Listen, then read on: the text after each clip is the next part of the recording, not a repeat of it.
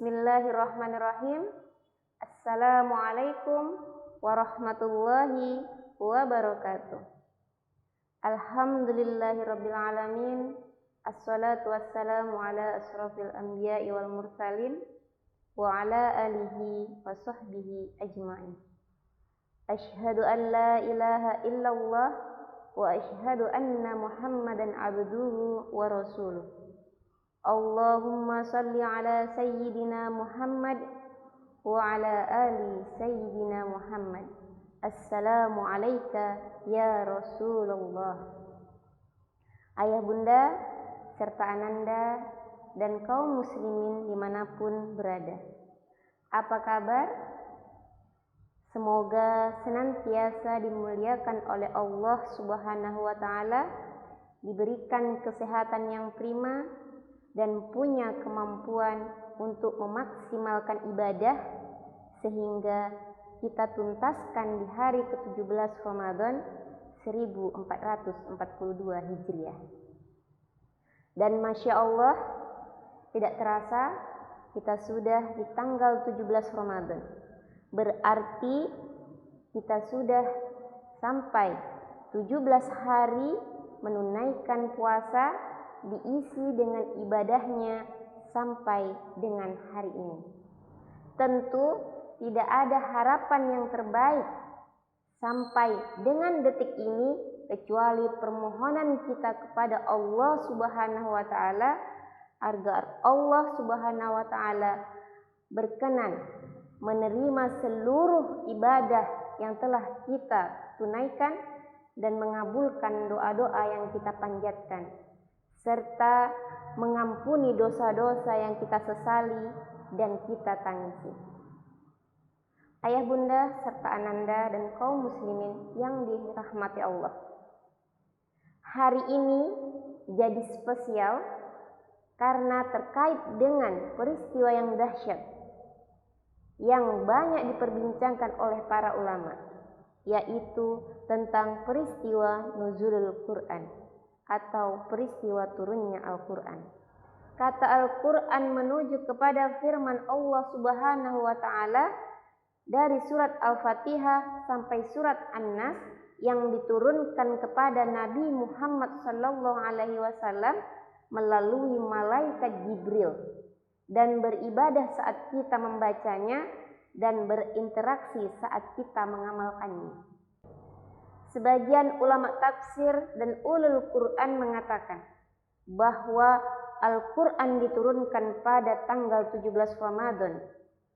Sebagaimana firman Allah, Bismillahirrahmanirrahim, Syahrul Ramadan alladzi unzila fihi al-Quran hudan linnasi wa bayyinatin minal huda wal furqan.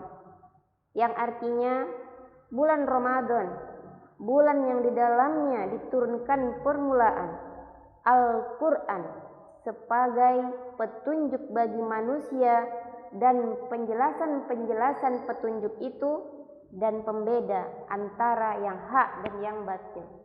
Quran surat Al-Baqarah ayat 185. Al-Quran adalah kitab suci yang orisinal. Tidak ada satu ayat pun di dalamnya kecuali benar-benar dari Allah Subhanahu wa ta'ala.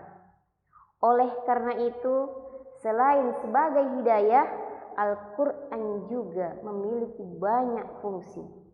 Di antaranya yang pertama, Al-Quran adalah cahaya bagi manusia untuk menerangi kehidupannya baik di dunia maupun di akhirat. Firman Allah dalam Quran surat An-Nisa ayat 174 yang artinya, hai manusia, sesungguhnya telah datang kepadamu bukti kebenaran dari Tuhanmu, Muhammad dengan mukjizatnya, dan telah kami turunkan kepadamu cahaya yang terang benderang. Itu adalah fungsi yang pertama. Sedangkan fungsi yang kedua adalah Al-Quran sebagai penyemangat dan jiwa yang selalu hidup dalam diri seseorang untuk melakukan kebajikan dan berdakwah di jalan Allah Subhanahu wa ta'ala. Yang ketiga, Al-Quran adalah sebagai obat segala penyakit, baik itu penyakit batin atau hati maupun penyakit fisik. Dan yang keempat adalah Al-Quran sebagai nasihat dan terapi mental bagi manusia. Ayah bunda serta ananda dan kaum muslimin yang dirahmati Allah. Dari proses turunnya Al-Quran dan waktu turunnya Al-Quran di bulan suci Ramadan dan malam yang suci tersebut memberikan pelajaran kepada kita bahwa ada hikmah diturunkannya Al-Quran di bulan Ramadan. Nah, hikmah yang perlu kita ketahui yang pertama adalah bahwa Al-Quran adalah kitab suci, turun di bulan yang suci untuk menjadi petunjuk bagi manusia. Yang kedua, agar manusia menjadikan Ramadan ini sebagai momentum kembali kepada Al-Quran. Yang ketiga, pahala membaca Al-Quran di bulan yang suci, di bulan Ramadan ini berbeda dengan kita membaca Al-Quran di bulan yang lainnya, karena akan dilipat gandakan sampai 70 kali. Yang keempat, Al-Quran diturunkan di bulan Ramadan, maka hidayah Al-Quran bagi perbaikan karakter manusia lebih mudah diperoleh di bulan Ramadan. Cukup sekian, ada kehilafan mohon dimaafkan. Semoga Allah menerima siam kita, seluruh ibadah kita, dan kelembutan hati kita untuk bertaubat kepada Allah dan meningkatkan kualitas amal soleh sebelum kita berpulang ke hadapannya. Subhanakallahumma wa bihamdika asyhadu an la ilaha illa anta astaghfiruka wa atubu ilaik. Wa akhiru da'wani alhamdulillahi rabbil alamin. Assalamualaikum warahmatullahi wabarakatuh.